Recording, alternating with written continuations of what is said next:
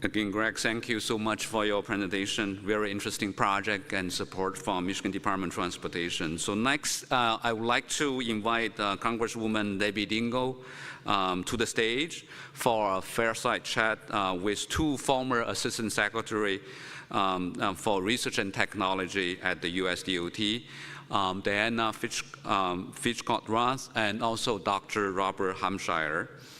Congresswoman Dingell represents Michigan's 6th Congressional District in the U.S. House of Representatives.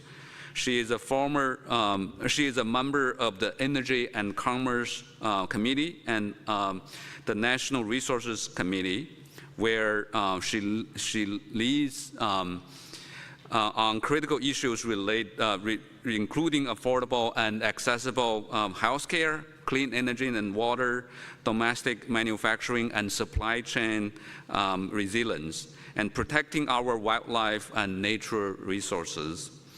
Congresswoman Dingell is focused on bringing people together in Congress and in her communities and to support Michigan's family and the economy. This is most evident in her work to strengthen the American auto industry, maintaining America's competitiveness and ensuring good-paying American jobs. So please join me in welcoming Congresswoman Dingell, Diana Furchtgott-Roth, and also Dr. Robert Hampshire.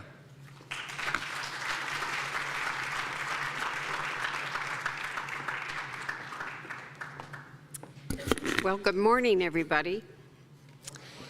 I'm really glad to be here. Come on up, sit in the chairs. I'll introduce you. We're going to have a good discussion. I'm glad to be here at the Center for Connected and Automated Transportation to moderate this important conversation. And it's an interesting time to be here because there's a lot of stuff happening, in case you haven't noticed. And I refrained from asking a question at the end, but I guess maybe I'll throw it out now. What is going to happen to federal dollars for many of these programs? You all know we're at a critical point for the auto industry in our country, and no state understands the importance of this better than Michigan. Our country has the opportunity to herald a new era of mobility and sustain our role as a global leader in auto innovation and manufacturing. I am determined to keep Michigan at the forefront of innovation and technology, but there are a lot of challenges right now to America staying at the forefront of innovation and technology. I'm going to start with recent news.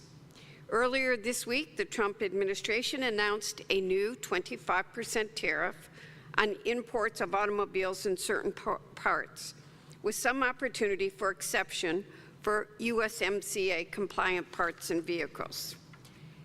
I spent all Wednesday night till after midnight on the phone with the companies and lawyers and administration people, and I still haven't figured it out.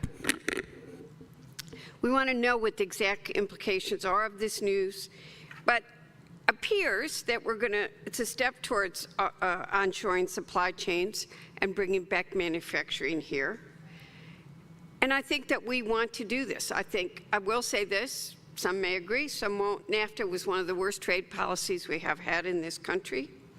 And I've always said tariffs are a tool in the toolbox, and when applied strategically, support American manufacturing and competitiveness. At the same time, we've got to keep in mind that auto companies and suppliers can't snap their fingers and make a change tomorrow morning. Production changes don't happen overnight. It takes time. People don't understand. Parts go back and forth over a border, sometimes 5 or 6 times. And by the way, if everything went right, and when's the last time everything went right for anybody, it would take 2 to 3 years to build a new manufacturing plant in this country. So we've got some challenges in this industry. Our domestic auto industry relies on a closely integrated North America supply chain, which is why it's important this takes into consideration USMCA compliance. And for the record, I'm one of the strongest people. It's time to renegotiate USMCA. But here's the reality of where we are right now. Automobiles and commercial trucks are becoming safer, smarter, cleaner, and increasingly connected. We need to ensure we, as lawmakers, are meeting that moment. An area I am closely focused on, I am co-chair of the Congressional AV Caucus. Someday, Bob Latta and I are going to get this done. You know, most people, you'll forget this. 6 years ago, which seems like a lifetime ago, Bob Latta and I got an autonomous vehicle bill through the House of Representatives unanimously. Nobody voted against it. It's been downhill since then. We are working to establish a federal regulatory framework for the deployment of autonomous vehicles. In December, NHTSA proposed a rule to create an AV step, which would establish a voluntary review and reporting framework for participating ADS-equipped vehicles. But honestly, the proposed rule is not a substitute for Congress establishing a federal regulatory framework.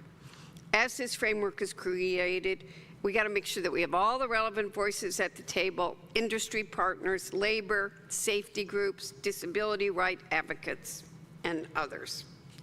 I do believe that AV technology is the promise of the future.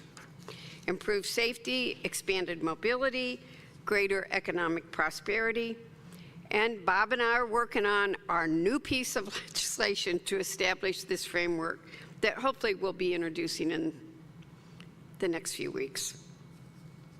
But today, we have two experts on the challenges and opportunities we face as we consider the future of transportation in the United States. Dr. Robert Hampshire previously served as Assistant Secretary for Research and Technology at the United States Department of Transportation and served as the department's Chief Science Officer, becoming the first person to fill the role in over 40 years. In this role, he led $2 billion research and technology portfolio at USDOT and an agenda that crossed all modes of transportation. This year, Dr. Hampshire returned to his faculty position at the Gerald R. Ford School of Public Policy at the University of Michigan. So it's great to have you here. Diana Furchtgott-Roth previously served as Deputy Assistant Secretary for Research and Technology at DOT as well, where she directed the department's $1.2 billion research budget. She's also served as Chief of Staff for the President's Council of Economic Advisors, Chief Economist at the U.S. Department of Labor, and Acting Assistant Secretary for Economic Policy at the U.S. Department of Treasury. Today, she's an adjunct professor of economics at George Washington University. So please, let's welcome them to this panel.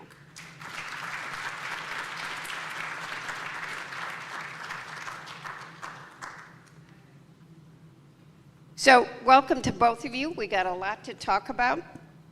So why don't I start by asking both you, Diana and Dr. Hampshire, given your experience, what research topics do you think are the most important in this moment?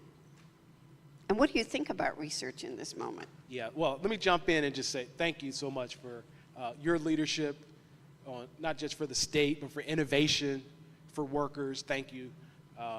My time at USDOT was certainly completely fulfilling, public servant, serving the research community, but ultimately the American people. We were able to, particularly on safety, I'll answer the question, safety research. Safety, safety, safety. We see that a bad day in transportation is a really bad day and people lose lives. And so as we think about here, particularly CCAT, connected automated vehicles, it's the safety of technology, of those systems. And so one, how it can further safety outcomes for all road users, but also doing it in a way that's responsible. And so I think that work is the work of transportation research, but innovation in this country around for safety. Thank you. Diana? How to use that mic. I want to thank you so much for coming. I want to thank Professor Henry Liu for his magnificent center and for putting this together and for organizing the Fireside Chat. And I just want to have a little anecdote that 10 days ago, I invited my father, 99-year-old Gabriel Roth, for lunch. He was a transport economist, worked for the World Bank. And I said, Dad, I'm going to the University of Michigan in 10 days. I have to talk about what the most important thing is for transportation research. What do you think it is? And he said, let me tell you, when you're 99, you often forget whether you've had breakfast, not just what you've had for breakfast, but whether you've had breakfast that day. And he certainly forgets a lot of that. But when it came to transportation research, he was right on target. He said, well, the most important thing is how to reduce the cost of movement from one place to another. Everybody wants transportation. They want efficient transportation. They want to move. And how do we provide that in a cost-effective manner? And to that, I'd like to add, we need to look at what levels of safety we want to have in the different modes. We're all in favor of zero accidents, vision zero. But as I was saying to someone over breakfast this morning, we can achieve vision zero by having everyone stay in their homes. What's the level of safety that we need with the mobility that we need? So I guess that's what I'd like to say. Well, thank you. So can we talk maybe about your thoughts on safety features, e.g. ADAS, and how might they affect the affordability of vehicles going forward? Well, I think it's very important that everybody has a choice of what vehicles they want, what safety features they want. It's really important that we don't let cars get so expensive that low-income people cannot afford to buy the newer models and they get stuck with the older vehicles that are less safe. And I think that that's been one problem with the increased level of CAFE standards. And I think NHTSA showed this in its past couple of reports. When it evaluated these CAFE standards, it admitted that these cars were going to be so much more expensive that affordability was going to go down and safety was going to go down. It's really important to have a choice of components people want and yet keep these vehicles affordable. Yeah, I saw 2 weeks ago a news alert, and it was from Birmingham, Alabama. And Birmingham, Alabama, for a week, asked people to not drive their car because the air pollution was so bad.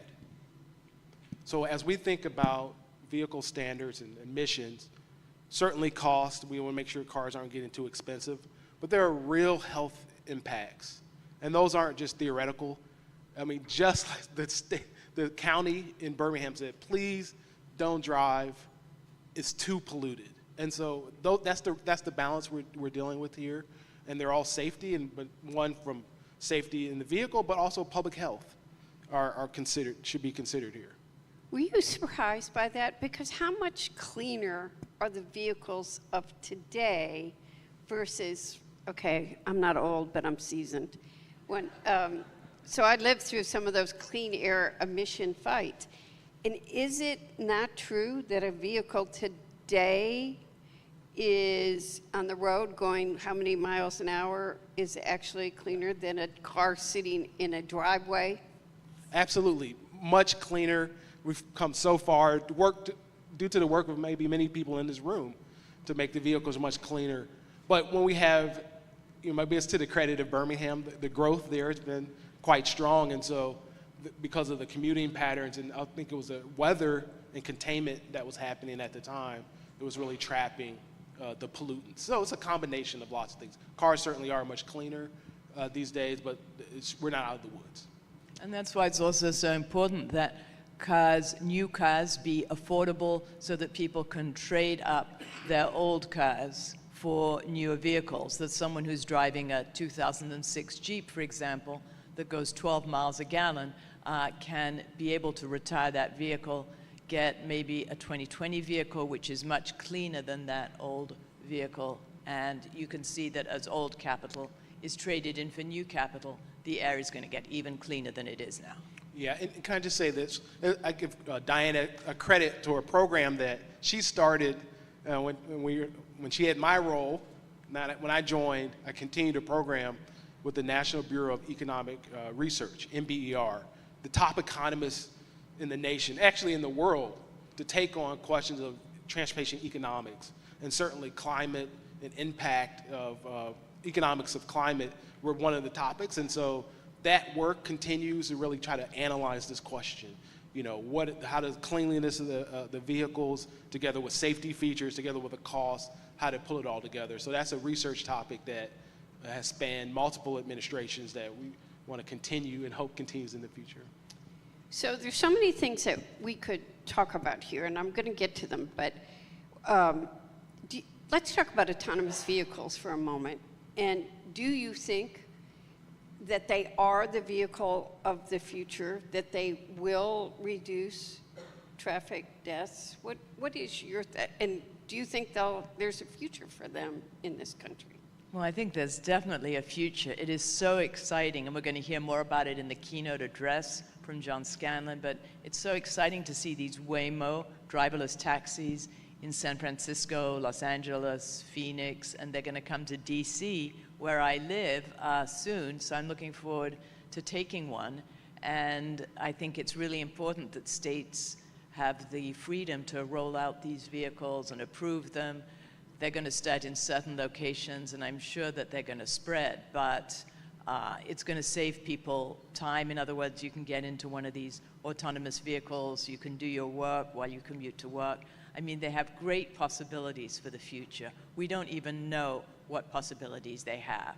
I remember when I was at the American Enterprise Institute in the 1990s, and someone came in and said, there's going to be this thing called the internet, and you're not going to have to send out invitations by mail, and you're not going to have these office cubicles, these little things where people have mailboxes and there's paper in them. They're going to get everything by internet. And you should buy something called AEI.org, because I was assistant to the president, President Chris DeMuth. And I could not believe any of this was going to happen. I really didn't believe it. But AEI.org was not very expensive. So I said, sure, we'll buy AEI.org. But everything that they said was going to happen, happened. We don't know what the future is. It's difficult to predict. But autonomous vehicles hold so much promise, and we just need to see what happens and let the technology roll out. It also, by the way, means that if you don't own a vehicle, in other words, these vehicles go around, then you don't have your car sitting in your garage for maybe 14 hours a day, that these vehicles can be used all the time, and you can just get on one. The short answer is yes. I think AVs will certainly get deployed at scale, hopefully, for safety. Again, I'm going back to safety. When we still have, I don't know the current numbers now, 42,000 people a year killed, millions more injured. The secretaries always like to say, safety is almost need to be on a war footing. So that means that we got to use all tools at our toolbox to help bring down fatalities, and certainly AVs have that potential. And so we need to drive it and make sure that it's safely deployed.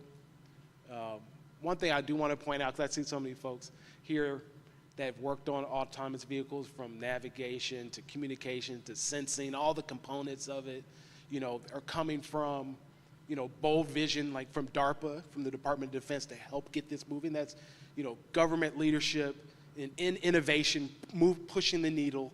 There's a role for that. We have to continue that role for federal investment. That's why, we started ARPA-I, Advanced Research Project Agency for Infrastructure, to bring that kind of bold thinking in the transportation system.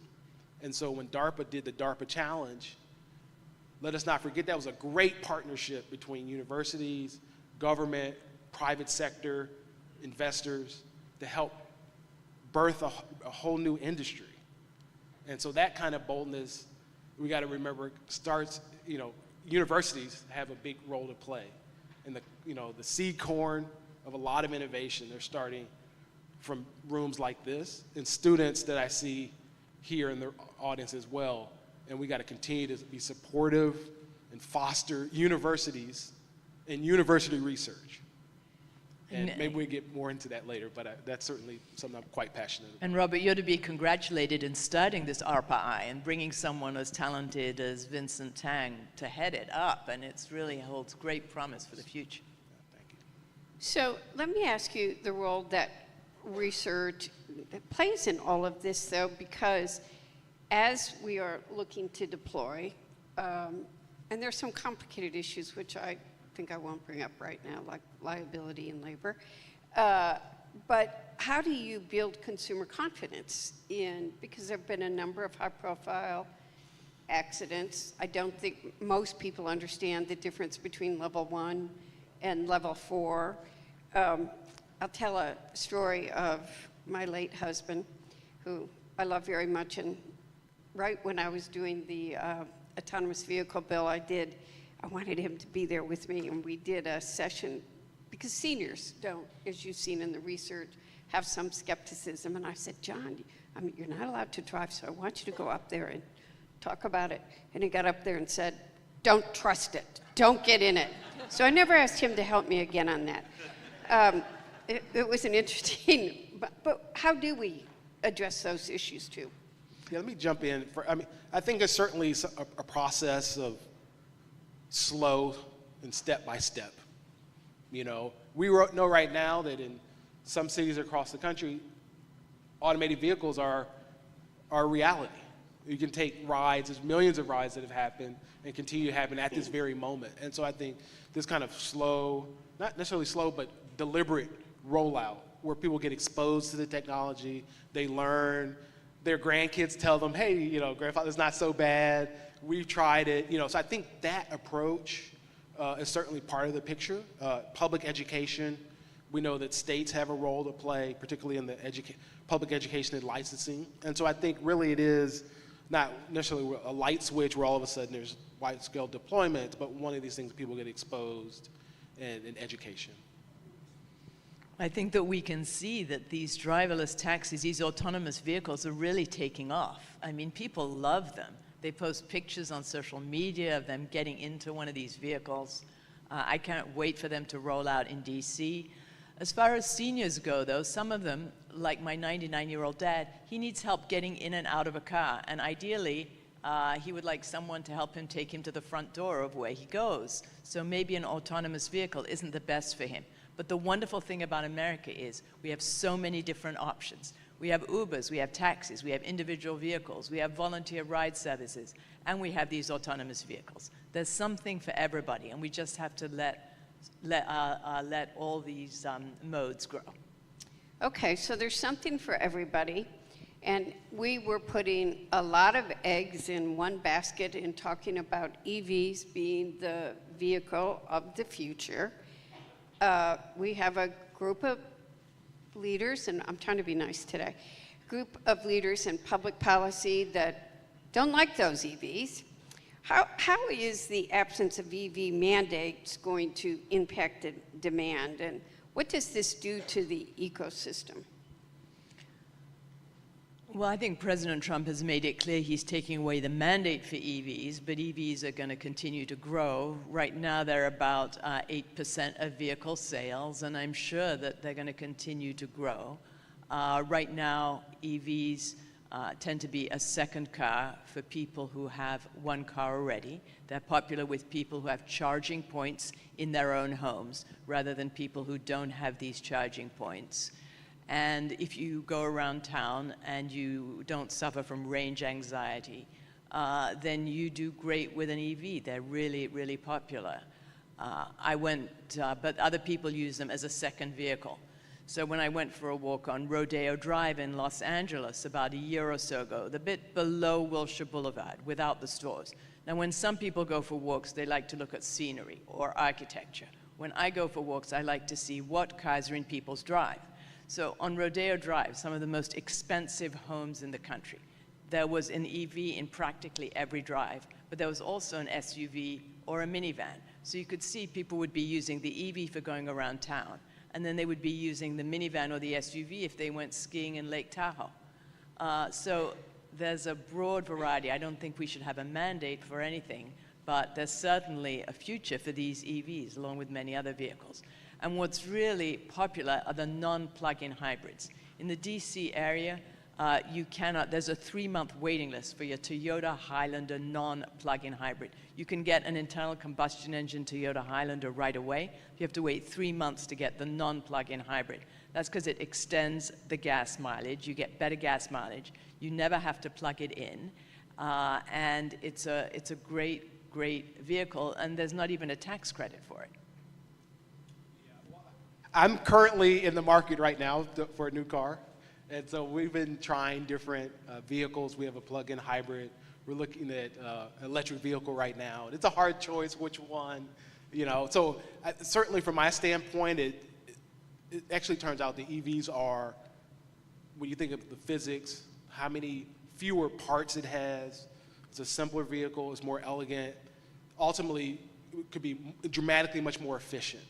And so it's a sector that the U.S. must lead in. We can't cede ground internationally, particularly the Chinese brands. We know that ultimately the vehicles will be cheaper, ultimately maybe more efficient, and possibly flood the U.S. market. So we have to have a foot. We have to have not more than a foot, a leadership position, particularly on the battery technologies.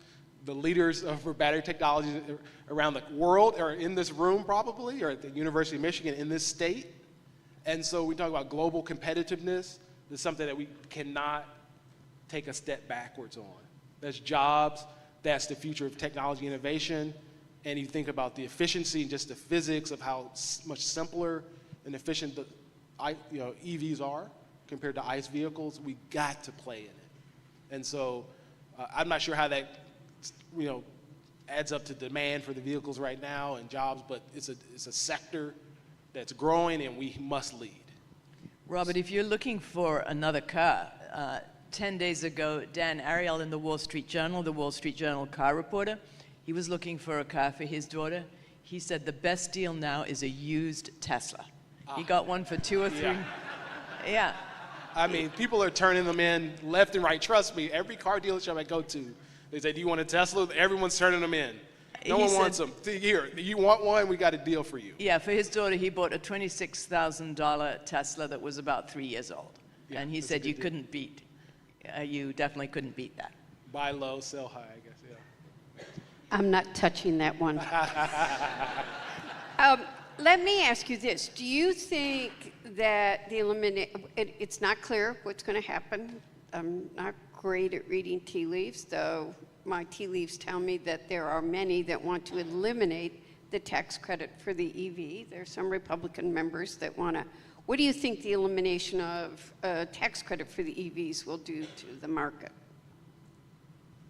Well, it's clear that the tax credit will, raise the after-tax price of the vehicle, and so fewer EVs are going to be sold. I mean, I'm not in favor of the tax credit for EVs, for any form of energy. I think we should let the chips fall where they may, take away all the subsidies for everything. And as I mentioned, these non-plug-in hybrids are just flying off the shelves. If there's good technology, Americans are going to buy it no matter what the tax credit is. Well, can everybody afford them, though? Well, as it turns out, 80% of the tax credits go to people in the top fifth of the income group. So right now, these tax credits are being used for the top fifth, and I'm not quite sure that's a good use of tax revenue either. Well, certainly at the moment, there's new car makers that are going to introduce EVs at the more affordable levels, and so we want to make sure that can happen. We know internationally that's happening. That we're very cheap and affordable EVs, and again, we have to make sure we have a foothold there, because when these cheaper EVs hit the market, there certainly will be, I believe there will be demand there, and we need to make sure we have alternatives and products there as well. So I'm gonna throw out a couple of questions here. Yeah. One, for people to buy EVs, you talked about the uncertainty, the range anxiety. You've got to have, Michigan's been working very hard, you just saw it, on trying to get the infrastructure built out for the charging stations. I can almost guess where you are on this, but how do you make sure that the infrastructure is built especially if you don't have the government supporting it in some way? Or is it important, do you think? Well, 2/3 of the EVs sold right now are Teslas, and Tesla built its own charging station, and you get in your Tesla, and it tells you, you put in the route, and it tells you where you have to stop and charge up. So, I mean, if Tesla can do it, then Ford, GM, other companies can do it too. I think this is a matter for the private sector. And we saw, you know, during the previous administration, different partnerships around charging networks, but also a lot of community engagement and involvement to build out a network. And I think there's certainly still a role there. If these vehicles, again, are serving purposes of global competitiveness, certainly pollute less in many ways. And so the government, I think, does have a role for infrastructure. Hopefully we can continue, certainly, that role. And so I think there's a role, but ultimately private sector had a good solution here of partnerships. Again, it's not either or. And this is something that I did learn. It's not like private sector or public sector. I think the things that we were able to accomplish are together, private sector and public sector together. If you look at what we did, and hopefully we get to connected vehicles. When we look at what we were able to do with the FCC, and thank you for your leadership on 5.9 and gigahertz, like that wasn't just private sector or public sector only. No, it was together. The government helped convene an ecosystem to help solve a collective action problem that there was a chicken or egg. And so FCC, yeah, so let's set the ground and say, hey, we can do this together. And again, so I don't think it's like, oh, public sector only or private sector only. I think the magic is together in those partnerships, and that's something we were able to do over and over at 5.9. We did it, we're working on it with GPS, did that on other things. And so I think we have to increase the space of conversation to just the binary choice. Robert, if I could very respectfully disagree, it seemed like the FCC We're getting a good conversation going. That's perfect, yeah. It seems to me, when I was Deputy Assistant Secretary for Research and Technology, that I spent 75% of my time fighting the FCC, which eventually gobbled away 40 megahertz of the 75 megahertz set aside for connected vehicles. The government was not working together in that independent agency basically overrode the Defense Department and the Transportation Department on multiple occasions and took away that very valuable spectrum that was supposed to be used for connected vehicles. I do agree with that. Yeah, but I spent 75% of my time getting it back. We got it back. That is true. Yeah, but you never got back that 40 megahertz. No, it's no, only 30 megahertz now. We didn't get it back. We didn't get it all back. That's We right. did not get it all back, That's to right. be honest. That's right. We fought to keep what we had, yes. But we did fight for it. Yes. Okay, this is a bit of I'm going to share something that was said to me on Inauguration Day. I'm not going to give you the name of the person.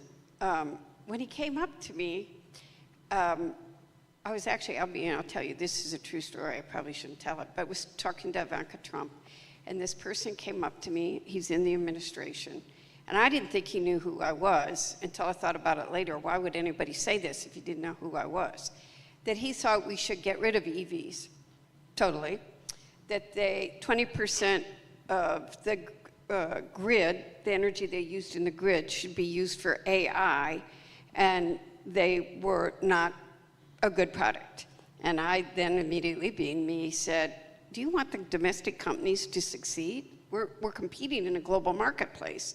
And there may be, some people may hate EVs, but there is a demand in the global marketplace. And if we want to stay at the forefront of innovation and technology, we've got to have that market. How do you react to something like that? How do we compete in a global? We have consumer choice. We have plenty of energy. We have plenty of electricity. We can see that in different states, depending on how they produce energy with wind, solar, coal, natural gas, the electricity prices vary from 11 cents per kilowatt hour in Utah and Louisiana to 32 cents per kilowatt hour in California. And people should be able to choose the cars they want to drive, including EVs. I always say, I'm pro-choice. People should be able to have a natural gas stove and electric stove, a gasoline-powered vehicle, a non-plug-in hybrid, and electric vehicle.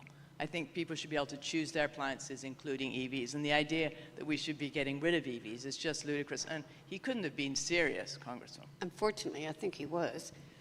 Yeah, that doesn't sound like a serious proposal to me either. I mean, I think certainly EVs are part of the mix. Got like me we worked said. up that day. You know, are certainly part of the mix. Now, we talk about the large amounts of energy that AI is going to be consuming.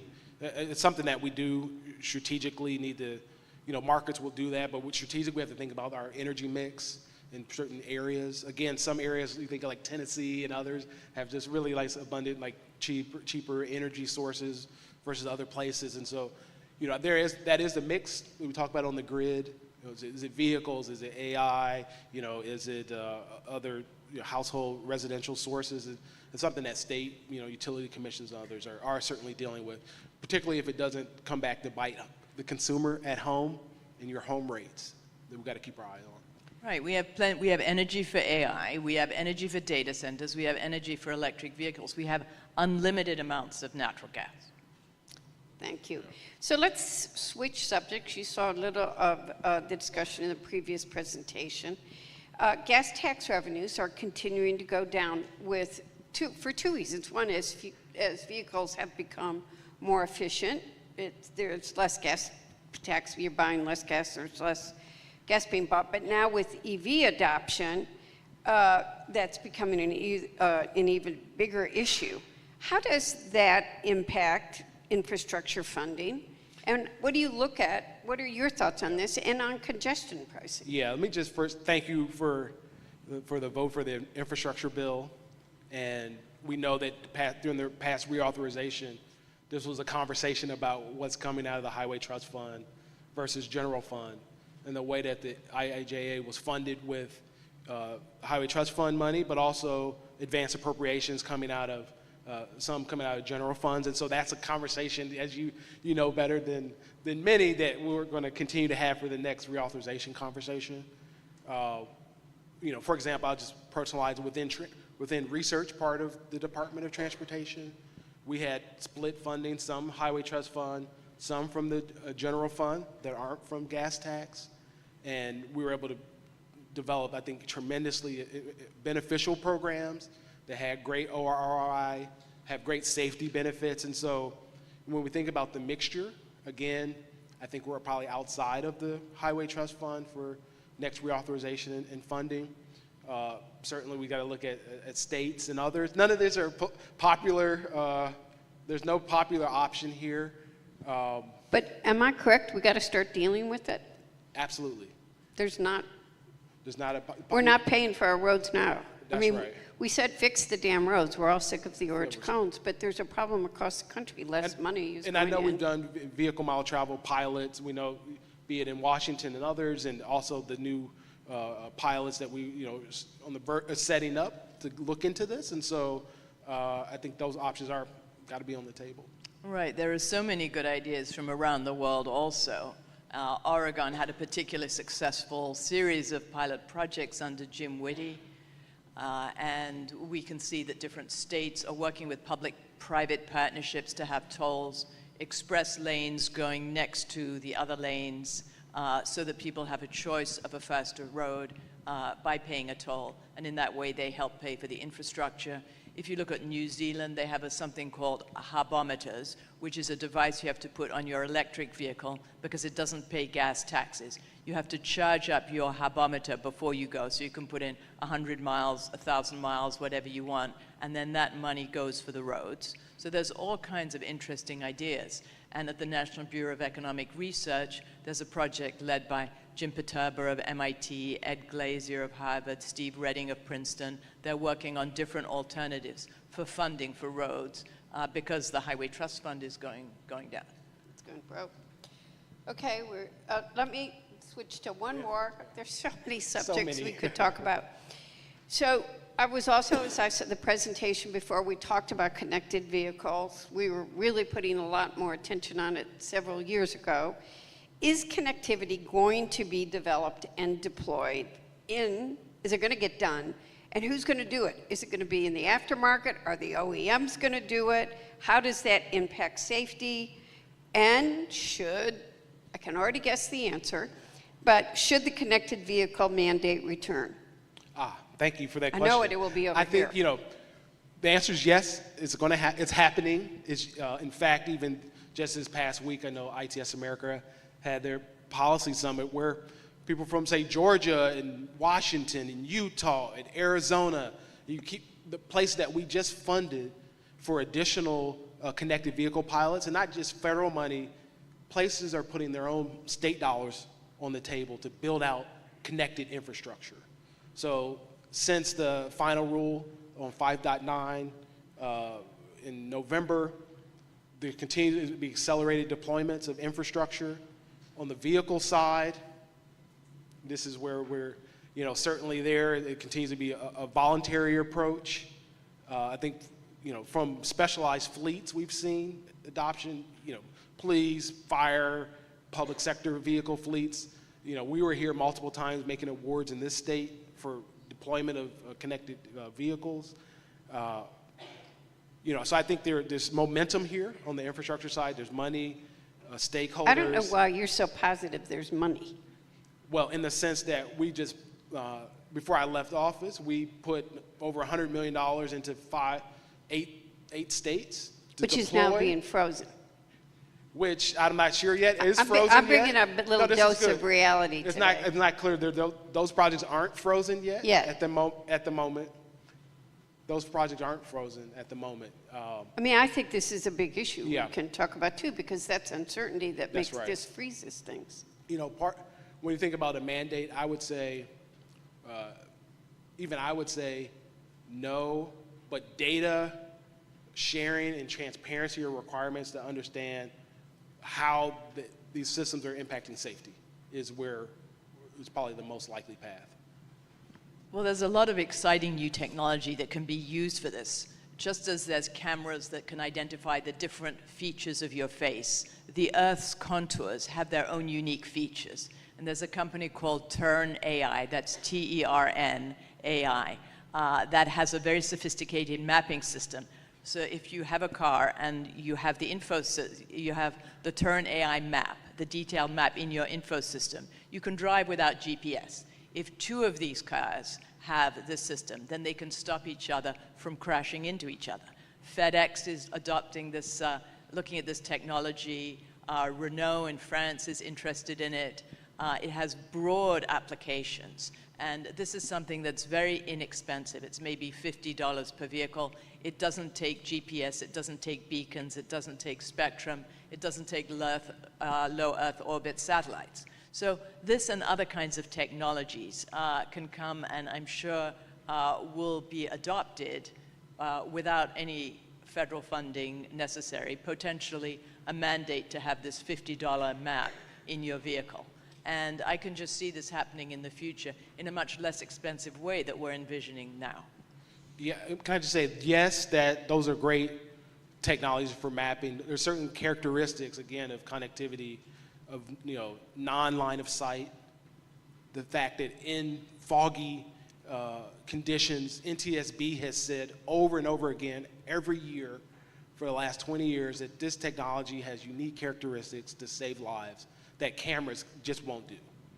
Cameras cannot look around the corner, see through a building, on the other side of a cornfield when you hit a T intersection. So the unique characteristics that this is part of an ecosystem of technologies. So let me ask this question as we're sitting here, because I think you would both agree that there's a great deal of uncertainty, period. That this industry, mobility, transportation is critical to the success of this country. There's a great deal of, the industry itself is becoming a ping pong ball between different factions. And so you get a new administration and they're all this way, and then suddenly in 4 years you get, and no company can operate under this certainty. And we don't know what federal dollars are going to be there, and they have been a source of much of this. We've got 4 minutes left, 3 minutes and 20 seconds left, but what are your thoughts about what's happening right now to this industry and where you go and how you deal with all of this? Well, I think that no industry should be taking subsidies and tax credits for granted, especially specials, particular ones for that industry. So I think that any industry that uses them should realize that they can evaporate. But I think industry should also, companies should also be able to work within the rule of law. These tariffs, as you mentioned, are very distressing. It's not clear that they are passed under the rule of law. And in your talks with these auto executives, I mean, I hope some of them are talking about suing, because Section 232, IEPA, the laws being used for these tariffs call on national security as a ground to impose tariffs. No one can say that there's a national security problem in importing vehicles and vehicle parts from Canada and Mexico. Plus, it's fully in accordance with the USMCA. So I'm not quite sure why these auto companies aren't just suing to say these are illegal. And they should be. Because quite frankly, I think that there are, I don't want to get in trouble. Well, I tell the truth, so I change. I think they're all trying to be very careful, because this is, there are threats, there are targets on people's backs. And so it's a very difficult environment for all businesses to be operating in right now, because you don't know if there will be repercussions. That is the truth. Anyway, it seems as though these are clearly illegal, and these companies should stand up for themselves. And we need people like you. Thank you. Yeah, and I'll just end mine on this point. I'm getting in trouble. On the industry side, I think if we paint industry broader, so what we found is, like, for connectivity, for example, that the telecom companies have a lot at stake. Verizon, T-Mobile, and others. When you think about building out networks, be it IoT, and to include transportation. So it's not just the traditional suppliers that we're talking about. The power of also the telecoms and others can help really bolster and support and help stabilize this sector, particularly when I'm going to end on the national security aspects as well. Absolutely. That when you think about particularly foreign and other invasion into the transportation sector, energy grid, data systems, that is something that we need to have here domestically, and we need to build it out because there's certainly national security implications. That's one thing from the role that I was in that we have to hit home quite hard, and I didn't fully appreciate until the role, or the national security responsibilities of the Department of Transportation and its transportation sector in this country are immense, and particularly when we think about GPS. The department is in charge of civilian use of GPS, which all impacts connectivity and automation. If GPS goes out, automation is gone. Connectivity doesn't matter because GPS was taken out. And so one thing for this room is the security implications of a lot of these technologies, I think, could really carry the day if they're fully understood. Mm-hmm. But there are also, I'm going to close on two things. One, even as we do all of this, roads matter, and what's being built into them matter, and that has been federal and state governments working. So there are issues of federal and state government funding. And two, building on what you said, privacy is a real issue, which I can remember being in committee several years ago, and members, both sides, looked at me and asked, do you stay up at night and think about these things?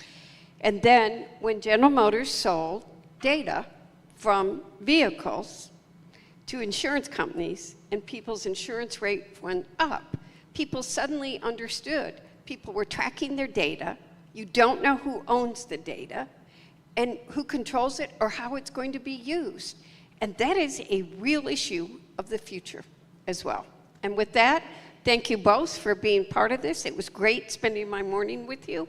And thank you for this conference. Thank you. Thank you.